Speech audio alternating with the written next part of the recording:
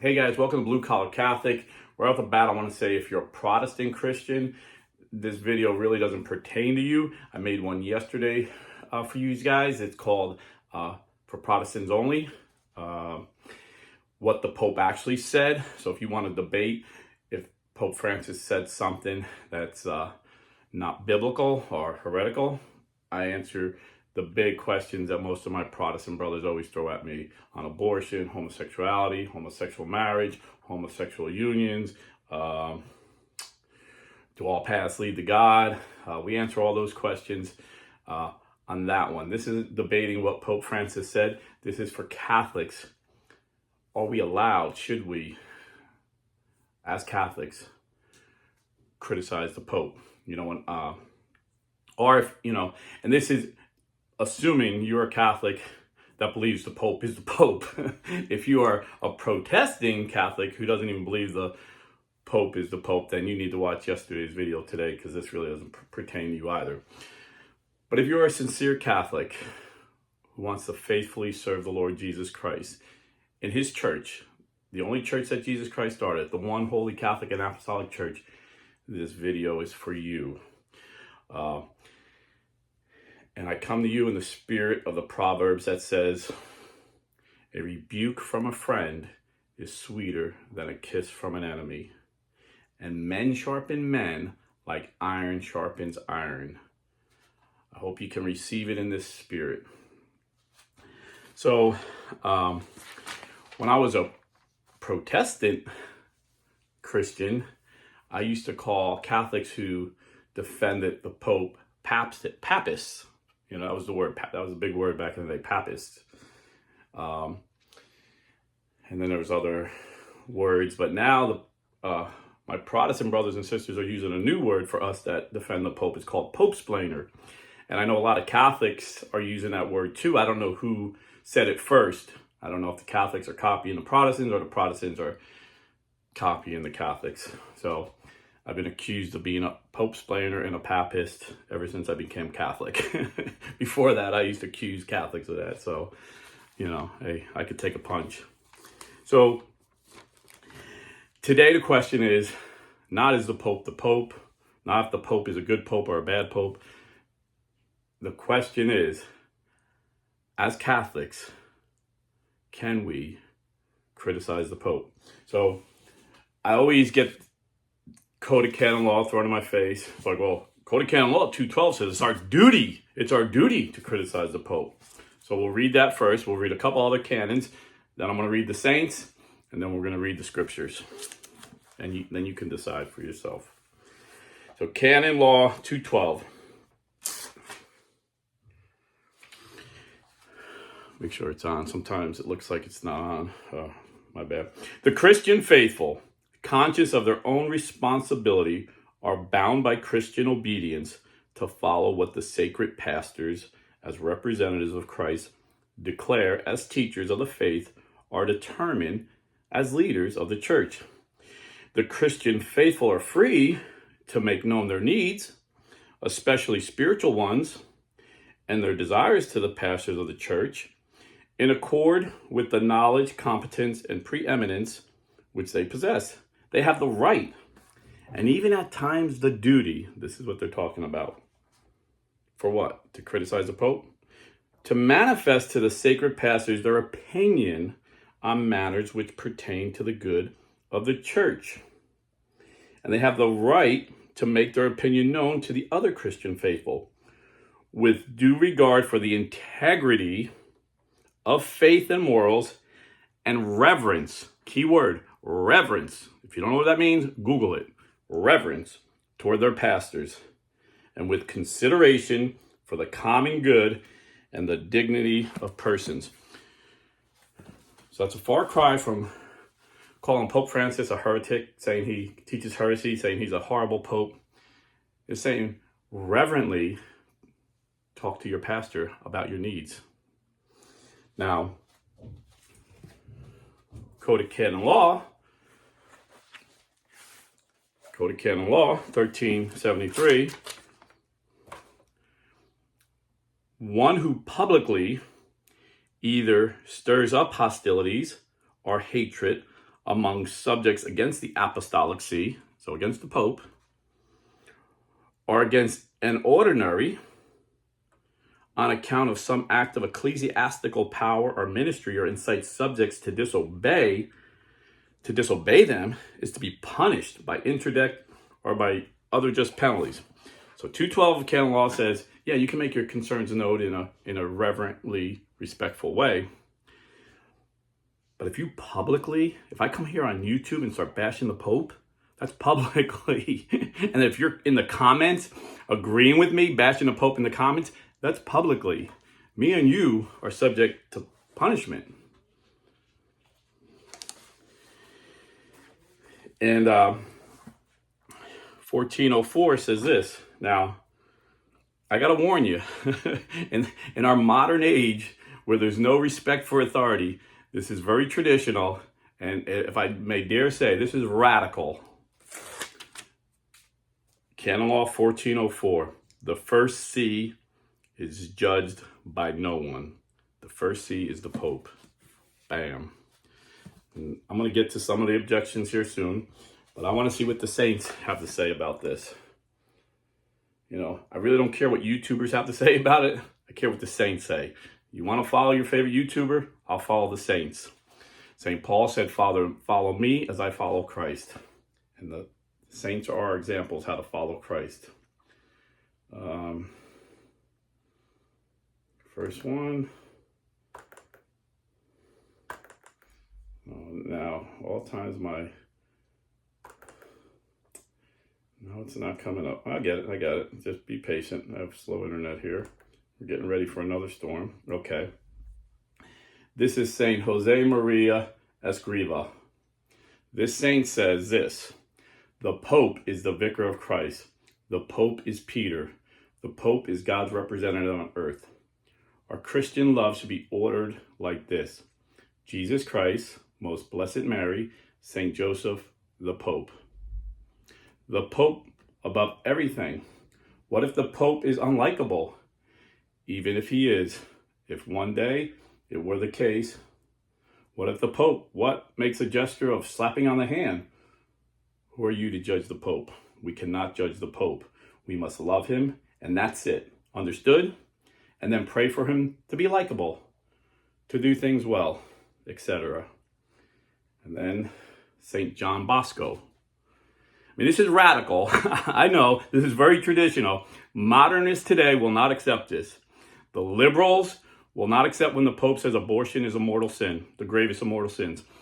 The liberals will not accept when the Pope says homosexuality is a sin.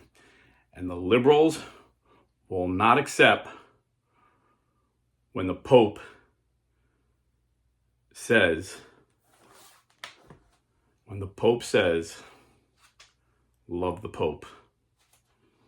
They will not accept when the Pope says we are to reach the marginal, we are to love the sinner, whether they're homosexual, whether they're transvestites. If a homosexual has goodwill and wants to search for God, who am I to judge? The liberal will not accept that. He's going to tell the Pope what he should say. So this is St. John Bosco. Always have the highest esteem and deepest respect for the Roman Pontiff, hating the errors that are spread concerning his quality as head of the church. This is radical, but this is tradition. If you're not a traditionalist, if you're a modernist, you're not going to accept St. John Bosco. You're going to feel like everybody today, especially in America, where they have no respect for authority. I think every Catholic needs to go to boot camp and learn a little respect for authority. Speak of him with the highest regard, scolding severely those who abuse him in your presence. Some people say I'm rough, and I say some mean things about other YouTubers. St. John Bosco got my back. Speak of him with the highest regard, scolding severely those who abuse him in your presence. Refute as ably as you can the errors and calumnies that might be hurled against him. Always reject writing that attack his authority and jurisdiction. If you do this today, you will be called a Pope-splainer by Protestants and, yes, some other Catholics. Pray every day for the Church and for the Roman Pontiff, and make an act of faith in the divinity of the Church, of which the Pope is the visible head on earth. And then, so that's St. John Bosco. And then St. Pius X, 100 years ago, was dealing with this modernism, where people think they could criticize the Pope. This is when it started. And this is what St. Pius X had to say. Distracted with so many occupations, it is easy to forget the things that lead to perfection in priestly life. He's talking to priests. And unfortunately, we have some priests today that need to hear this. It is easy for the priest to delude himself and to believe that by busying himself with the salvation of the souls of others, he consequently works for his own sanctification. Alas, let not this delusion lead you to error. No one gives what he does not have, and in order to sanctify others, it is necessary not to neglect any of the ways proposed for the sanctification of your own souls. This is so powerful. You can't give to people. If you don't have the love of God in your heart, you can't love people. If you don't have the forgiveness and mercy in your heart, you can't forgive. This is so powerful. This is powerful. This is a great saint. The Pope is the guardian of dogma and morals. He is the custodian of the principles that make families sound, nations great, souls holy. He is the counselor of princes and of peoples. He is the head under whom no one feels tyrannized because he represents God himself. He is the supreme Father who unites himself all that may exist that is loving, tender, and divine. It seems incredible. This could be written today, because it does seem incredible and even painful that there be priests to whom this recommendation must be made. But we are regrettably, in our age, in this hard, unhappy situation of having to tell priests, love the Pope, ! And how must the Pope be loved? Not in word, nor in tongue, but in deed and truth.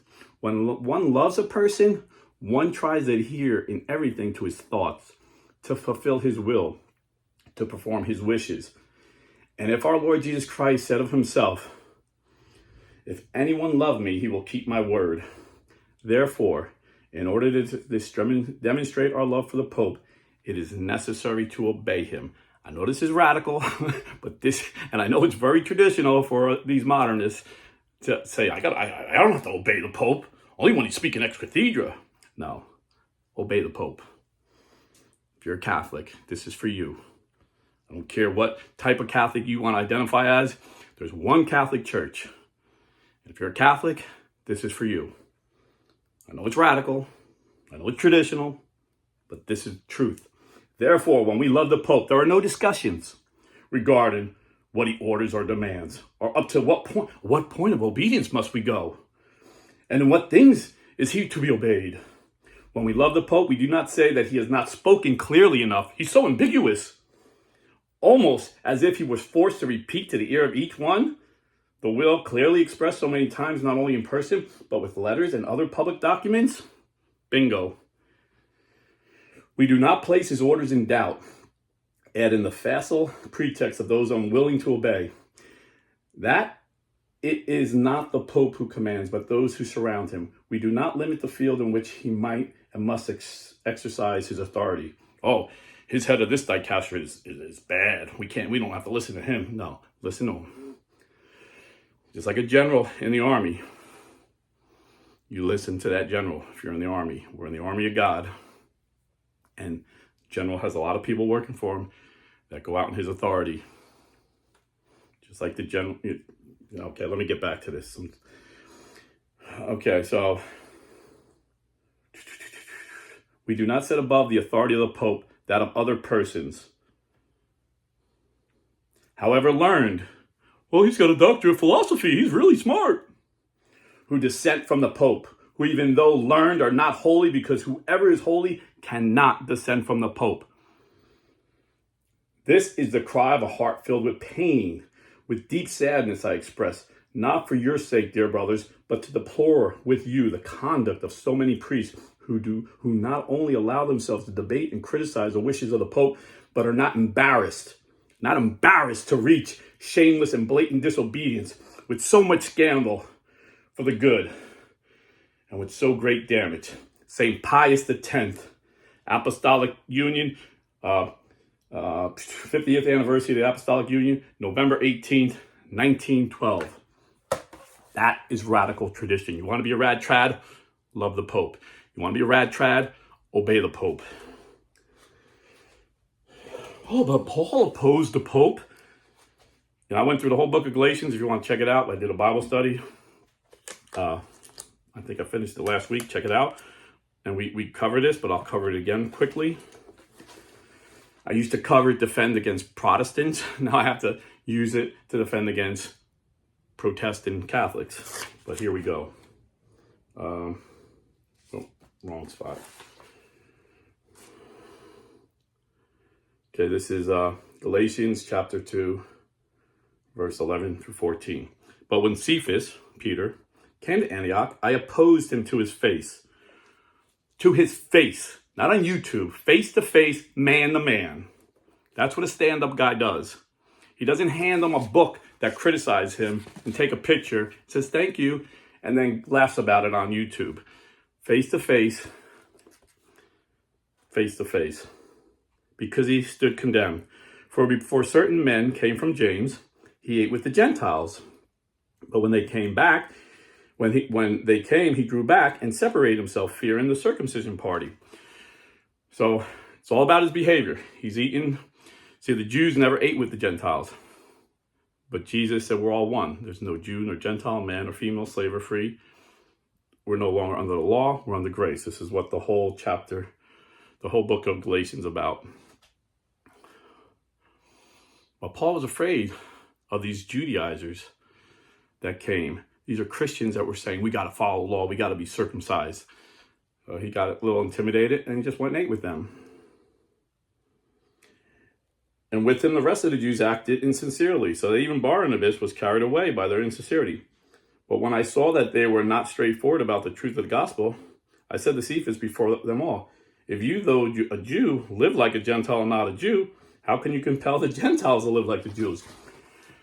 So he was not condemning anything that Peter taught. He was condemning his behavior. In fact, he said he taught the right God, he taught the truth because he lived like a Gentile, and that's what we were taught to do. Not to live like the Jews under the law. He said, you live like a Gentile, but now you're going to separate yourself. It was all about eating. So number one, he rebuked them to his face. Number two, he was an apostle. So it'd be like a cardinal talking face to face with the Pope saying, hey, why did you act this way, But he never condemned his teaching. In fact, there has been no Pope in the history of the church who's been condemned of teaching heresy. That's why I became Catholic. If there was one Pope that was condemned of being a heretic that taught heresy, that would have blew everything. I would have never became a Catholic. And none of my we have an army of evangelicals that came over because we searched the scriptures, we searched church history, and we've seen. And they'll say, well, what about Pope Honorius? Yeah, Pope Honorius, after he died, was condemned for allowing heresy to be taught, but he was never condemned for teaching heresy or even believing heresy, In fact,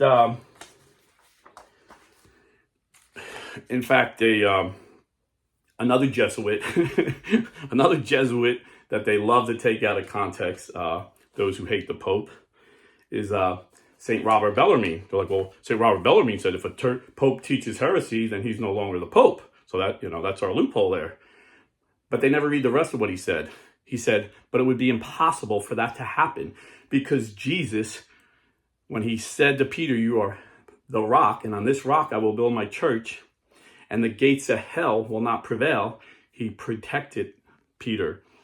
There was always a Judas. There was Judas, and there's always Judases in the church, but he always protects Peter. For some reason, he allows Judases, I guess our free will, but he always protects Peter. And Pope Francis today is Peter. But why are so many? Now, again, I'm scolding those like St. John Bosco told me to, who criticize the Pope. But like I said in the beginning, I want you to take this in love. I'm doing this because I love you. And I was on the side. I was Protestant for 30 years and criticized the Pope. And I seen the fruit of that. And then I seen the fruit of loving the Pope. And it's phenomenal. But why do some people do it? Some people do it because they're misinformed. They're badly catechized. They think they know tradition, but they really don't. They're so prideful. They won't listen to anyone that knows better. But some do it for diabolical reasons. And only God knows the heart. Only God can judge the heart. 2 Corinthians 11, 12, 15 says, "And what I do, I will continue to do in order to undermine the claim of those who would like to claim that in their boasted mission, they work on the same terms as we do." So Paul was an apostle of Jesus, but there were other peoples claiming that they had the same authority, that they had this great authority. "For such men are false apostles, deceitful workmen, disguising themselves as apostles of Christ. And no wonder, even Satan disguises himself as an angel of light. So it is not strange if his servants also disguise themselves as servants of righteousness. Their end will correspond to their deeds." So the devil's not going to have, these slick, like prosperity pastors, dressed like dad and gold rings and everything, telling you the Pope is evil. He's going to have pious men, priests, and God forbid bishops claiming the Pope is bad. He's going to have guys all buttoned up in suit and tie, seeming whole wholesome and righteous, claiming the Pope is bad. Why does that surprise you? Even the devil comes as an angel of light. But again, there's times of rebuke. There's time for everything under the sun. So I hope you take this rebuke from a friend, because I truly want the best for every Catholic. I came back to the Catholic Church repentant of stealing so many sheep from the Catholic Church. And I made a vow to God that I would bring back the sheep that I've stolen and protect other sheep from being stolen. And when I see wolves attacking the sheep, I get mad. Well, what do? You filled your life. Say you're one of these people that were gaslighted from YouTube and you're always angry about the Pope, want to see the next thing the Pope said, and you're always angry, you're always upset. What do?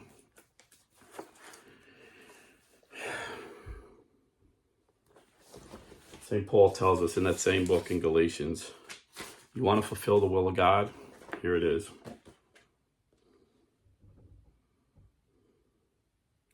Brethren, this is Galatians 6, 1 through 3. Brethren, if a man is overtaken in any trespass, you who are spiritual should restore him, and in a spirit of gentleness. Look to yourself, lest you too be tempted. Bear one another's burdens, and so fulfill the law of Christ. If you bear one another's burdens, you fulfill the love of Christ. And right before that, St. Paul talks about the fruit of the Spirit. Love, peace, joy. And he talks about the fruits of the flesh. So in the anger, just violence. If you have in your heart anger and violence, if you've been attacking the Pope, I promise you, if you go to confession and confess this and ask the Lord to fill you with the fruits of the Spirit, he will. But how do you do this? I'm going to give you a simple story. It's called The Man in the Pit. I didn't create it, but I changed it up. I change it up every time I say it. It's actually, believe it or not, they tell me, I was looking for a note of something else. They actually tell me it's like 1,500 years old. Someone gave this analogy, great analogy, how we bear one another's burdens. It's about a man who fell in a pit, really deep pit, and he sunk in the mud, and the mud just kept coming up, kind of like quicksand. I don't know if it was quicksand or not, because I've never been in quicksand, but I've been in deep mud, and I know how you got to get out of it quick. And every time this man went to climb, he was a strong man, Very strong man. He did all his might try to climb, but the mud, the sides of the pit, the dirt would fall off into the mud. So he started shouting out, "Help! Help! Somebody help me!" And an optimistic Christian walked by and looked at the man and said, "You'll get out of there." Gave him some encouragement, and he walked off. And the guy's like, "What the heck?" He's like, "Help! Help! Somebody help me!" Then a pessimistic Christian came up and said, "Man, you ain't getting out of that pit." And he walked by. Then an analytical Christian walked by and looked in and goes, "Yep, that's a pit, all right." And then he left. Then a Calvinist Christian walked by and said, "You were predestined for that pit, brother." And then he left. Then a Pentecostal Christian walked by and said, "I rebuke that pit in the name of Jesus." And then he left. And this guy's in this pit. He's like, "Help, somebody help me." Then Joel Osteen walks by and says, "You're not in a pit." And he leaves. Then a Catholic Christian walks by and said, "Hey, brother, whoo, that's rough, man. I'll pray a rosary for you." And he walks by. And this guy is stuck in the pit, and now the mud is up to his neck. And then Jesus walks by. He sees the man in the pit, and he takes mercy on the man. He doesn't say a word. He just climbs into the pit with the man. And up to his neck in mud, he goes under the mud and lifts the man up. And with all his might, he carries him out of the pit. This is what Jesus did for you. This is what Jesus did for me. And when that man said, "Why did you love me? Why did you save me?" Jesus said, "Because I love you." And when the man said, "Well, how much do you love me?" He said, "This much." And when his hands out stretched on the cross, he said the most powerful words ever heard to mankind. He said, "Father, forgive them, for they know not what they do." And this is who we are supposed to be. We're supposed to be little Christ. When we're baptized, we are filled with his Holy Spirit. It's in us. And if we're not acting like him, it's because we quenched his spirit. What quenches his spirit? Sin. What's the worst sin? The sin of rebellion. The sin of rebellion is witchcraft, God tells Samuel in the book of Samuel. It's a sin of witchcraft. It's demonic because Satan committed the first sin, and it was rebellion. Adam and Eve were rebellious. God gives us authority. If you're rebelling against God's representative on earth, you need to go to confession. And I promise you, you'll be filled with the fruit of the Spirit. You'll finally have that peace that you long for. You'll have that joy. You'll have that love. You'll be able to love. And Jesus also said, "If you eat my flesh and drink my blood, I will abide in you and you will abide in me." Every time you eat his flesh, every time you have that Eucharist, he's abiding you in a greater way. You want to love Jesus? Love the Pope. God bless and stay Catholic.